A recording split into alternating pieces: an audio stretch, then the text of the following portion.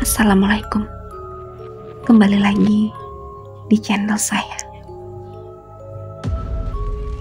Sebelumnya, yang belum subscribe, tolong subscribe dan aktifkan tanda loncengnya supaya kamu tidak ketinggalan cerita-cerita menarik dari saya. Namun, Mas Joko dan ibu mertua kompak menghalangi jalan Mbah. Bahkan keduanya sampai bersimpuh. Mbah, kami mohon, bantu kali ini aja. Mohon ibu. Maaf Wati, aku tidak bisa. Lalu kemana kami harus mencari pertolongan jika bukan pada Mbah Jum? Kali ini Mas Joko yang angkat bicara. Kenapa mereka tak membawaku ke rumah sakit saja? Kenapa harus pada Mbah Jum? Mbah Jum menarik nafas panjang, lalu melepaskan pegangan mereka. Tumbuk 3 ruas bawang putih dan 1 ruas bengleh. Lalu kau sebarkan di setiap juru kamar ini. Semoga itu bisa membantu untuk sementara. Sekarang, antarkan aku pulang. Siapkan obor dan pastikan kau mengisi minyaknya hingga penuh. Jangan sampai obor itu padam sebelum kau sampai ke rumah. Atau kau tahu akibatnya. Baik Mbah. Sepertinya Mbah Jum benar-benar marah kali ini. Mas Joko langsung keluar kamar mengikuti Mbah Jum. Sedangkan ibu pergi ke dapur untuk melaksanakan perintah Mbah Jum. Tak berselang lama, mereka berdua pergi, menerjang kegelapan malam. Entah sudah pukul berapa saat ini. Yang pasti, kokoknya belum terdengar. Itu berarti waktu masih tengah malam. Sedangkan aku masih berbaring dengan rasa sakit dan juga gelisah. Aku takut terjadi apa-apa dengan bayi dalam kandunganku. Menyesal, sudah pasti. Kalau tahu akibatnya akan seperti ini, sudah pasti aku lebih baik tak makan bakso hingga tahun depan. Ibu datang dengan membawa tumpukan bawang putih dan bengleh di atas piring kecil. Dari raut wajahnya, aku tahu jika ibu sedang marah padaku. Setelah tumpukan bawang putih dan bengleh sudah tersebar di 4 juru kamar ini, ibu duduk di sampingku dengan wajah datar. Santi, sekarang ceritakan pada ibu, apa yang sebenarnya kamu lakukan di rumah kosong itu malam-malam seperti ini? Tanya ibu dengan nada datar. Kenapa ibu tidak tanyakan pada Mas Joko? Joko? Apa maksudmu? Ibu yang sejak tadi membuang muka langsung menoleh kepadaku. Iya bu, aku pergi membeli bakso pada Bayu sebelum maghrib. Lalu saat pulang, aku bertemu Mas Joko di jalan. Dan dia yang mengajakku untuk berteduh di rumah kosong itu karena hujan sangat deras. Aku menceritakan semuanya tanpa ada yang terlewat. Jangan mengada-ngada Santi. Joko sudah sampai ke rumah sebelum hujan turun. Bagai tersambar petir, aku mendengar kalimat ibu barusan. Jelas-jelas itu Mas Joko. Aku masih ingat betul saat kami berpegangan tangan dan berbelok ke rumah itu. Dan tidak ada yang aneh sedikit pun kala itu. Betul bu, Santi tidak berbohong. Mas Joko sendiri yang menarik tangan Santi untuk berteduh di rumah kosong itu. Aku tetap kekeh dengan keteranganku, begitupun dengan ibu. Santi, ibu selalu katakan, jika Pak Malik keluar maghrib untuk perempuan, terutama ibu hamil seperti kamu, kenapa kamu tidak mau dengar kata-kata ibu? Ibu menekankan setiap kalimat yang dia ucapkan. Maaf bu, Santi salah, jawabku lirih. Mungkin yang mengajakmu ke rumah itu bukan Joko yang asli. Maksud ibu? Santi, waktu maghrib itu waktunya setan berkeliaran. Siang untuk kita, sedangkan malam untuk mereka. Sedikit banyak aku mengerti makna kalimat tersebut. "Bu," panggilku. Dia tak menjawab, tapi aku yakin dia mendengar panggilanku. Apa ini sangat fatal? Pertanyaan konyol memang. Dia hanya mengembuskan nafas kasar, lalu menunduk lesu. Serak, serak. Terdengar seperti suara yang orang sedang menyeret ranting kering di dinding kamar bagian luar. Kebetulan rumahku hanya berdindingkan anyaman bambu. Ibu langsung mendekat ke arahku dengan mata yang terus mengawasi jendela. "Ibu, suara apa itu?"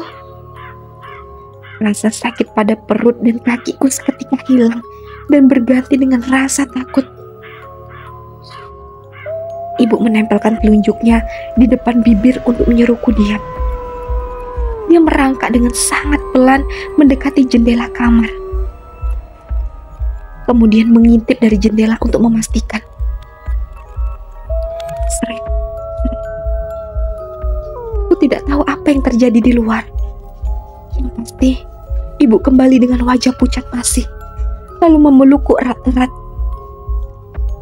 "Ada apa, Bu?" ucapku berbisik. "Marni," jawabnya tak kalah berbisik. Yang ku tahu, Marni adalah penghuni rumah kosong semalam. Selain itu, Bajum juga berkali-kali menyebut nama itu.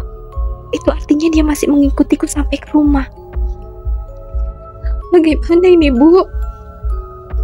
Ibu hanya menggeleng lemah dengan wajah ketakutan. "Berdoalah. Hanya itu yang kita bisa lakukan saat ini." Kami berdoa sebisa masing-masing. Tak lupa ku pegang erat-erat perutku. Ku harap dia hanya mengincarku. Jangan sampai hantu Marni juga mengincar bayi dalam kandunganku juga. Suara itu memang suara wanita kurus kering di rumah kosong itu. Ibu semakin mengeratkan pelukannya, sembari tak henti-hentinya membaca ayat kursi. "Mas Joko, kenapa dia belum juga kembali? Mas Joko, Bu."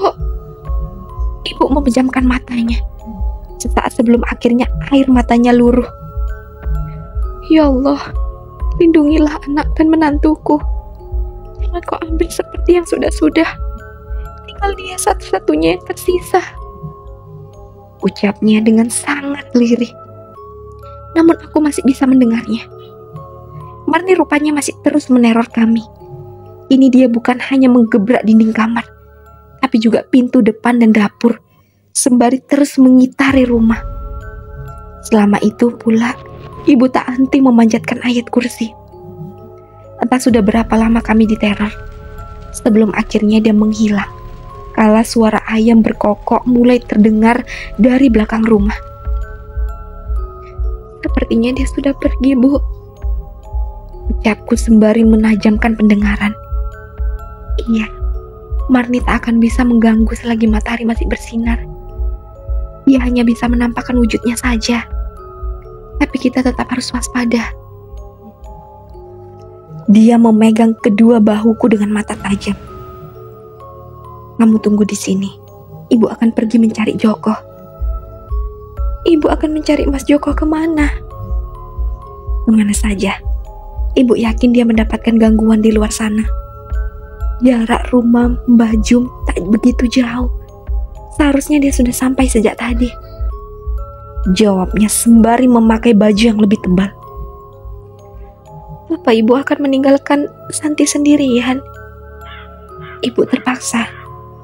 Tenang saja, dia tak akan bisa menembus kamar ini sampai matahari benar-benar terbit dan meninggi. Aku benar-benar telah melakukan kesalahan besar. Ibu harus pergi sekarang. Jaga diri baik-baik. Dia mencabut obor yang dipasang di dekat pintu depan, lalu pergi dengan cepat. Kini aku benar-benar sendirian di sini, dengan menahan rasa takut sekuat tenaga. Rasa sakit di perutku sudah berangsur hilang, namun tidak dengan rasa sakit yang ada di kakiku. Kulihat luka itu tak membaik atau memburuk. masih sama seperti semalam. Namun aku tak peduli, karena ini memang jelas-jelas kesalahanku. Yang harus kupikirkan saat ini adalah keselamatan Mas Joko dan Ibu. Aku belum tahu betul bagaimana susuk beluk kampung ini. Yang pasti, di sini masih sangat kental akan adat dan budaya. Begitu juga dengan mitos dan pamali. 2 bulan lalu, saat aku diboyong oleh Mas Joko ke kampung ini, Ibu langsung mencecar dengan segala larangan dan pantangan di desa ini. Seperti jangan keluar maghrib, jangan tidur waktu maghrib, jangan mandi di atas jam 5 sore, jangan memotong kuku di hari Selasa dan Sabtu, apalagi malam hari, dan masih banyak lagi. Beberapa di antaranya masih banyak dipercaya di kota asalku. Namun untuk yang lainnya, aku bahkan baru mendengarnya. Dan yang paling aneh, seluruh ibu hamil di desa ini dilarang memakan ikan. Karena jelas-jelas ikan adalah sumber protein untuk ibu hamil.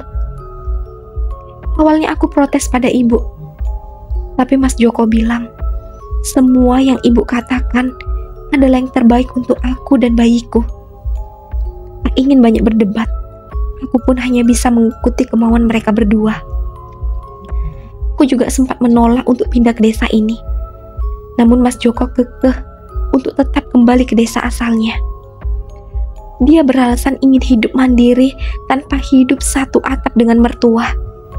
Sedangkan di kota, harga tanah atau bangunan masih sangat mahal untuk Mas Joko yang hanya bekerja sebagai office boy di salah satu rumah sakit. Sedangkan di sini, kami bisa membangun rumah di tanah milik ibu, walaupun harus hidup di tengah hutan. Padahal aku tahu, alasan utama Mas Joko ingin pindah ke sini adalah ibunya. Ibu hanya tinggal seorang diri di sini. Mas Joko pernah bercerita jika dia adalah 5 bersaudara. Namun keempat kakaknya harus meninggal di usia yang masih kecil. Dia tak pernah menjelaskan lebih detail bagaimana kronologi kakak-kakaknya meninggal dunia. Sedangkan ayahnya meninggal sekitar 20 tahun yang lalu, tak lama setelah kakak-kakaknya meninggal. Dia bilang jika ayahnya meninggal karena serangan jantung.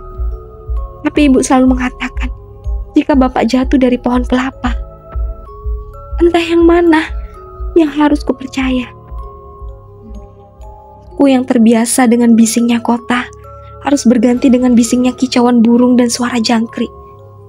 Bahkan saat ini aku harus hidup lebih irit karena Mas Joko hanya bekerja sebagai tukang bakar bata pada Juragan Bahar dengan upah 40.000 per harinya. Saat kami masih pacaran, aku selalu bilang pada Mas Joko, jika aku juga ingin bekerja setelah menikah, dan Mas Joko mengiyakan. Tapi ibu mertua menyuruh kami untuk segera menikah dan memiliki keturunan. Bahkan aku dan Mas Joko hanya berpacaran selama 2 bulan. Setelah menikah pun, aku dilarang menggunakan KB oleh ibu. Dia selalu beralasan jika ingin segera menggendong cucu. Awalnya bapak dan ibuku tak setuju jika kami menikah di usia muda, yaitu 20 tahun dan Mas Joko 22 tahun. Tapi kakekku bilang, jika tidak baik menolak lamaran seseorang, takutnya nanti aku akan susah mendapatkan jodoh. Selama 2 bulan di sini, aku sangat jarang keluar rumah. Bahkan aku tak banyak mengenal warga kampung ini. Biasanya ibu hanya mengajak ke ladang atau ke sawah sesekali. Ibu sangat jarang mengenalkanku pada warga kampung. Hanya pada saudara-saudara dekat saja. Itu pun dari pihak ibu. Keren. Suara pintu dibuka, membuyarkan lamunanku. Rupanya itu adalah ibu dan Mas Joko. Aku benar-benar lega karena mereka datang dengan selamat. Apa yang sakit? Katakan, Joko. Terdengar suara panik ibu dari ruang tamu. Kenapa dengan Mas Joko? Ingin rasanya aku menyusul mereka ke ruang tamu. Tapi apalah daya, badanku sangat lesu. Kenapa Mas Joko, Bu? Tanyaku sedikit berteriak. Tidak apa-apa, Santi. Herman hanya kelelahan. Kamu diam di kamar saja. Paling sebentar lagi dia membaik. Jawab ibu dari ambang pintu. Dia terus meyakinkanku jika tak terjadi apa-apa pada Mas Joko. Dia bahkan sampai menutup gorden kamarku yang semula terbuka. Sepertinya ada yang dia sembunyikan. Ibu langsung berjalan cepat ke dapur. Dengar erangan seperti kesakitan dari Mas Joko. Dengan sekuat tenaga, aku berusaha untuk merangkak ke ambang pintu. Kuintip Mas Joko tergeletak di lantai dengan tubuh yang ditutupi oleh kain jari, seperti orang meninggal. Yang sebenarnya terjadi. Apa itu? Aku tidak salah lihat. Kenapa seluruh tubuh Mas Joko ditutup menggunakan kain jari? Bukankah hal seperti itu hanya dilakukan pada orang yang sudah meninggal? Aku hanya bisa membatin dalam hati. Tak berselang lama, ibu kembali dari dapur dengan segelas air berwarna hitam pekat. Tapi aku yakin itu bukan kopi. Selama ini Mas Joko tak pernah meminum kopi. Jadi aku tak punya stok kopi apapun di dapur. Aku memilih mengintip di balik gorden. Aku ingin tahu apa yang akan dilakukan ibu terhadap Mas Joko. Ibu menaruh cairan hitam pekat itu di lantai, tepat di dekat kaki kiri Mas Joko. Dia menyikat kain jari di bagian kaki. Aku melebarkan mataku saat kulihat ada tanda memar yang sama persis seperti tanda memar yang ada pada kakiku. Itu artinya Mas Joko juga telah ditandai oleh hantu Marni. Aku kembali membatin. Rasa terkejut tak berhenti sampai di situ. Kaki Mas Joko ternyata ditumbuhi bulu-bulu halus berwarna abu-abu seperti monyet. Dadaku semakin naik turun kala ibu menyikap kain jari itu lebih lebar lagi. Bulu-bulu itu semakin jelas terlihat. Ibu mengoleskan cairan itu. Ada tanda memar Mas Joko. Setelah itu, dia beralih pada kening. Aku tak bisa melihat apakah wajah Mas Joko juga berubah menjadi monyet atau tidak, karena telah halang oleh posisi ibu. Entah apa yang sedang ibu lakukan pada kening Mas Joko. Tapi setelah itu, dia melangkahi kaki Mas Joko sebanyak 7 kali, lalu duduk bersila dengan mata terpejam. Jujur saja, baru kali ini aku melihat hal-hal janggal seperti ini. Ada rasa takut saat ibu melakukan hal itu. Karena sebelumnya, aku tahu betul jika ibu tak mengerti dengan hal-hal gaib seperti ini. Tak berselang lama, Mas Joko bangun dalam keadaan normal seperti biasa. Bulu di kakinya menghilang begitu saja. Aku bahkan tak sadar kapan bulu-bulu itu menghilang. Aku terus melebarkan mata dan kupingku di balik gorden. Aku ingin tahu obrolan apa yang akan keluar dari mulut mereka berdua. Hampir 1 tahun aku dan Mas Joko menjalin pernikahan. Tapi aku tak pernah mengetahui apapun tentang hal-hal seperti ini. Semua sudah normal. Kembalilah. Lupakan apa yang tadi kamu lihat dan kamu alami. Ucap ibu. Dan dijawab dengan anggukan oleh Mas Joko. Sudah, segera temui istrimu. Jangan sampai dia curiga. Ucap ibu sembari membuang sisa cairan hitam itu ke depan pintu. Baik, Bu. Jawab Mas Joko seperti tanpa beban. Padahal jelas-jelas 10 menit yang lalu aku mendengar dia merintih kesakitan. Melihat Mas Joko akan segera masuk ke dalam kamar, aku segera kembali ke atas tempat tidur. Bagaimana keadaan kamu sekarang, Santi? Apa perutmu masih sakit? Tidak terlalu, Mas. Jawabku setengah hati, sembari memperhatikan setiap inci wajah Mas Joko yang terlihat sedikit berbeda. Entah di mana perbedaan itu berada, tapi sebagai istrinya aku bisa merasakan hal itu. Kakimu? Tanyanya lagi, sembari menyingkap selimut yang menutupi kakiku. Masih sakit? Dia hanya menarik nafas panjang, lalu beranjak keluar. Mas, aku menahannya sebelum dia benar-benar keluar kamar. Mas dari mana? Kenapa baru pulang? Aku tak dapat menahan lagi segala beban pertanyaan dalam hati. Walaupun tak langsung bertanya pada intinya. Dia tak langsung menjawab dan aku yakin ada yang dia sembunyikan dariku. Mas dari rumah Mbak Jum, kamu kan tahu. Jawabnya semeyakinkan mungkin. Tapi aku tak percaya. Kenapa sampai berjam-jam? Apa rumahnya sangat jauh? Aku terus memancingnya. Tidak terlalu. Lalu, begini, Baju menyuruh Mas untuk menunggu di sana sampai ayam berkokok, agar Mas tak diganggu oleh hantu Marni. Tapi ternyata ibu datang menjemput, jadi kami pulang bersama. Jawabnya tanpa menatapku. Jawaban yang meyakinkan. Hanya saja Mas Joko tak berani menatapku, jadi aku tetap tak percaya. Selain itu, aku masih ingat betul kata-kata Mbak Jum sebelum dia pulang, untuk tidak membawanya dalam masalah ini. Jika dia menyembunyikan Mas Joko dengan tujuan untuk menyelamatkannya dari hantu Marni, itu berarti dia siap berhadapan dengan Marni. Mas Joko memilih untuk keluar dari kamar meninggalkan aku dengan segala pertanyaan. Baiklah Mas, saat ini kamu lolos, tapi aku akan tetap mencari tahu. Lama aku tak mendengar suara ibu maupun Mas Joko dari ruang tamu. Sepertinya mereka berada di dapur. Matahari mulai menyingsing dari ufuk timur bersamaan dengan ricuhnya kicauan burung di langit.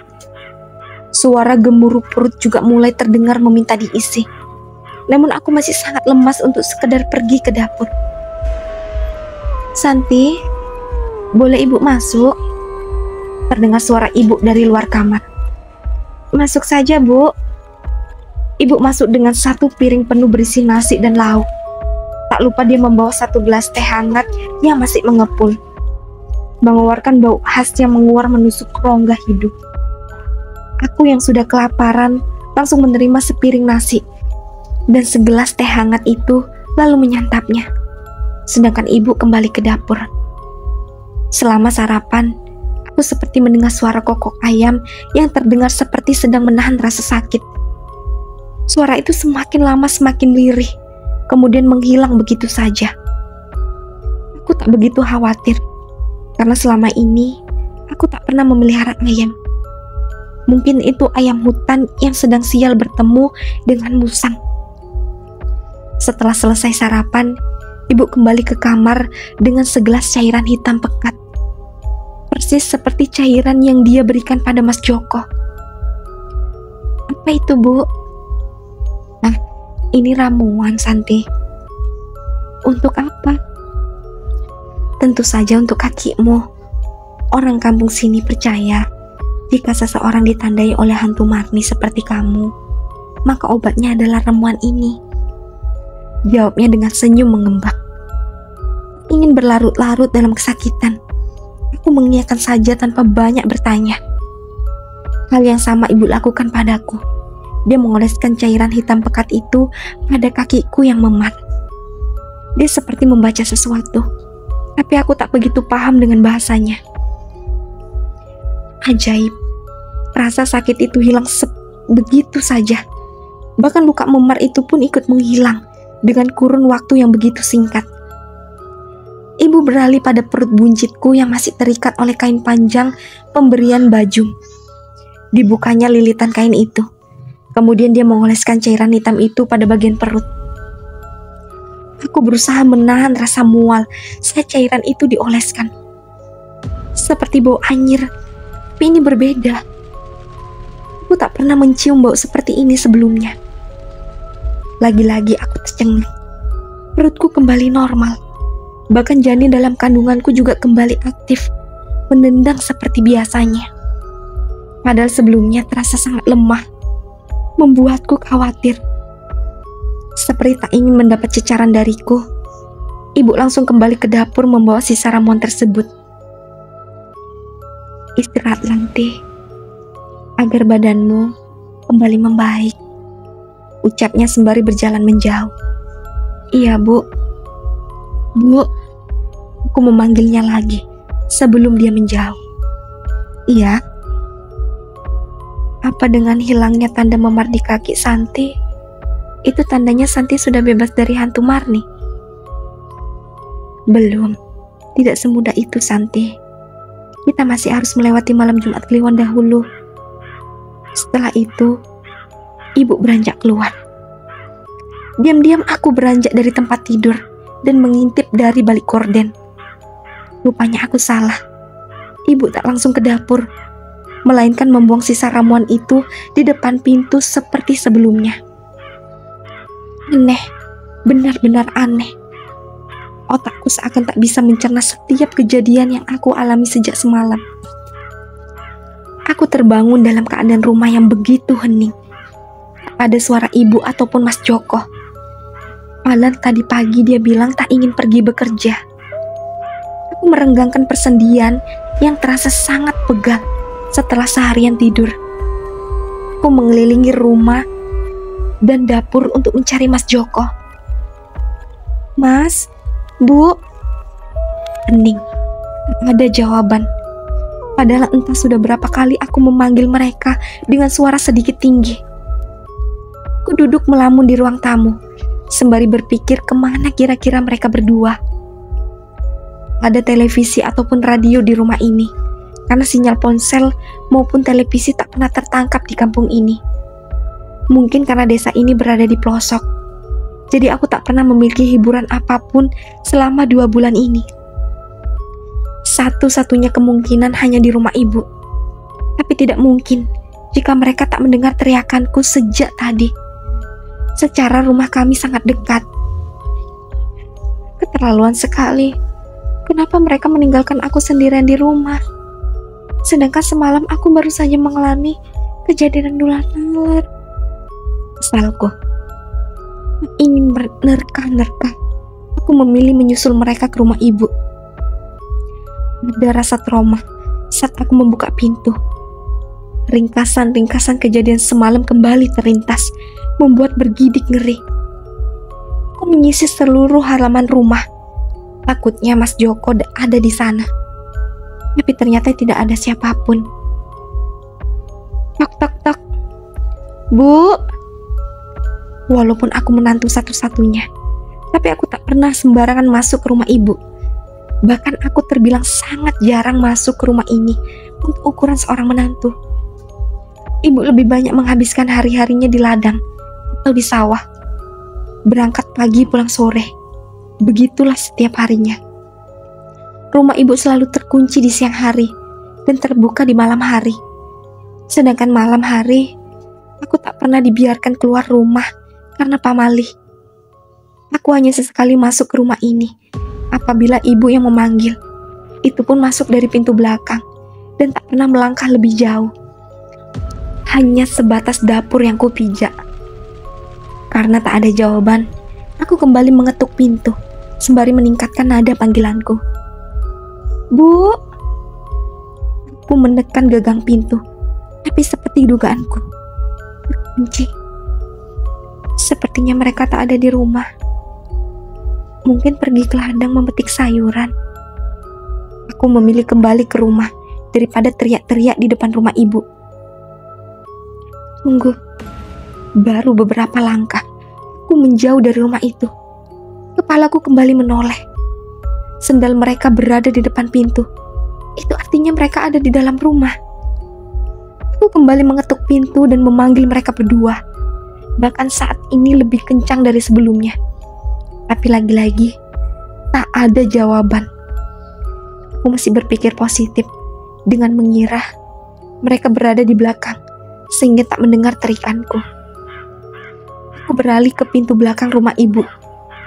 Bulu kuduku kembali meremang kala teringat hantu Marni yang semalam meneror kami dengan cara menggebrak pintu belakang. Bu, ucapku sembari mendorong pintu, tapi terkunci juga. Apa maksudnya? Sendal keduanya ada di depan, tapi semua pintu terkunci. Aku berkaca pinggir, sembari mengedarkan tatapanku segala arah. Lagi-lagi mereka membuat aku bingung. Tapi ada satu hal yang menarik perhatianku.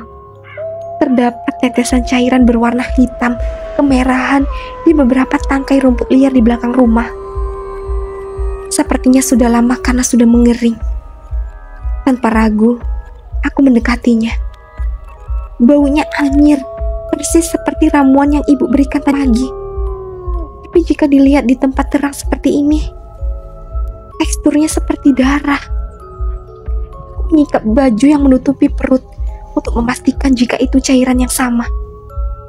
Benar, sama. Kulihat pergelangan kaki kiri yang juga diolesi oleh ramuan itu. Sama. Karena tetesan darah itu tak hanya berada di satu tempat, aku tergerak untuk mengikuti kemana arah tetesan yang lainnya. Langkah demi langkah ku ayun, sampai akhirnya aku berhenti di depan gubuk yang selalu ibu sebut saung. Gubuk itu tak jauh dari rumah kami. Mungkin hanya sekitar 10 meter dari pintu belakang. Ukurannya juga tak terlalu besar. Hanya sekitar 3 kali 3 meter dengan bangunan yang sudah sangat tua. Ibu bilang jika saung itu adalah tempat dia menyimpan stok kayu bakar. Tapi ibu selalu melarangku untuk mendekati saung itu. Dia bilang jika di sini kotor dan banyak hewan melata yang mungkin saja membahayakan kandunganku. Oleh karena itu, baru kali ini aku mendekati bangunan ini, walaupun hampir setiap hari melihatnya. Tetesan darah itu berhenti di dekat tumpukan daun pisang yang sepertinya menutupi sesuatu. Aku menoleh ke segala arah sebelum membuka tumpukan daun pisang itu. Jujur saja, aku begitu penasaran. Namun saat ini aku merasa seperti maling yang takut ketahuan mangsa. Dadaku bahkan berdetak 2 kali lebih kencang dari sebelumnya. Setelah memastikan tak ada siapapun, satu persatu helai daun pisang kubuka. Bau anyir yang sangat hebat langsung menyeruak menusuk rongga hidung, membuatku semakin curiga. Ada benda apa di balik tumpukan daun pisang itu? Tanganku refleks menutup hidung menahan rasa mual yang bergejolak. Ingin melihatnya lebih lama. Aku memilih untuk menutup daun pisang itu kembali. Sepertinya bangkai ayam. Tapi baru kali ini aku melihat ayam dengan warna seperti itu. Gumamku sembari berjalan menjauh. Seluruh bagian tubuh ayam itu berwarna hitam pekat. Ada beberapa bagian yang hilang seperti ceker dan perut. Siapa pelakunya? Apa mungkin Mas Joko dan Ibu? Lalu kenapa mereka menaruh bangkai ayam itu tepat di depan pintu gubuk? Kenapa tak langsung dikubur saja agar tak menimbulkan bau? Segala pertanyaan bermunculan dalam kepalaku, namun tak satu pun bisa aku pecahkan. Setauku, ayam dengan seluruh bagian tubuh berwarna hitam disebut ayam cemani. Dan ayam cemani biasa dikaitkan dengan hal-hal mistis. Enggak. Aku mengusir pikiran buruk yang ada dalam otakku. Aku tahu betul bagaimana Mas Joko dan Ibu. Mereka hanya orang biasa seperti aku. Selama pindah ke kampung ini, aku pernah mendengar cerita-cerita buruk tentang mereka dari keluarga Ibu. Namun entah kenapa, semakin lama berada di dekat gubuk itu, semakin penasaran pula aku dengan isi dalam gubuk itu. Walaupun aku tahu di dalamnya mungkin hanya ada kayu bakar atau perkakas kebun milik ibu. Tapi aku tetap ingin melihatnya. Kebetulan sepertinya gubuk ini tidak terkunci. Aku melangkahi bangkai ayam yang tergeletak di depan pintu. Entah mengapa, aku merasa jika di dalam gubuk itu seperti ada tanda-tanda kehidupan. Mungkin perasaanku saja. Ku intip terlebih dahulu dari celah lubang kecil yang seperti ada cahaya api, tapi tak begitu jelas. Ku dorong perlahan pintu gubuk itu dengan tangan sedikit bergetar. Santi? yang masih penasaran, lanjut ke part selanjutnya. Dan jangan lupa aktifkan tanda loncengnya dan subscribe. Assalamualaikum.